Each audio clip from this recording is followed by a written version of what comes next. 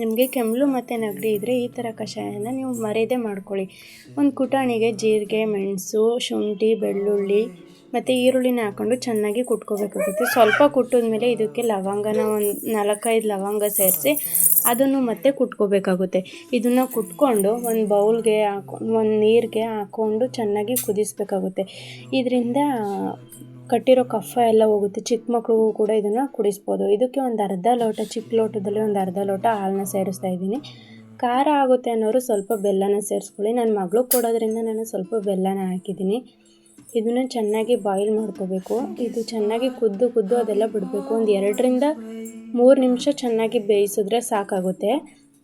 ನೋಡಿ, ಈ ಥರ ಚೆನ್ನಾಗಿ ಬೇಯ್ತಾ ಇರಬೇಕು. ಇದನ್ನು ಈಗ ಸರ್ವ್ ಮಾಡ್ತೀನಿ. ನೋಡಿ, ನಾನು ಲೋಟಕ್ಕೆ ಬಿಡ್ತಾಯಿದ್ದೀನಿ. ನೋಡಿ, ಈ ಥರ ರೆಡಿ ಮಾಡ್ಕೊಂಡ್ರೆ ಒಂದು 2 ದಿನ ಕುಡಿದ್ರೆ ಸಾಕು. ನೆಗಡಿ, ಕೆಮ್ಮಲು, ಎಷ್ಟೇ ಹಳೆ ಕೆಮ್ಮಲು ನೆಗಡಿ ಇದ್ರೂ ತುಂಬ ಬೇಗನೆ ಹೋಗುತ್ತೆ.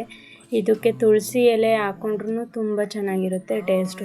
ಈ ರೀತಿ ವಿಡಿಯೋ ನಿಮ್ಗೆ ತುಂಬ ಇಷ್ಟ ಆದರೆ ಲೈಕ್ ಮಾಡಿ, ಫಾಲೋ ಮಾಡ್ಕೊಳ್ಳೋದು ಮರಿಬೇಡಿ.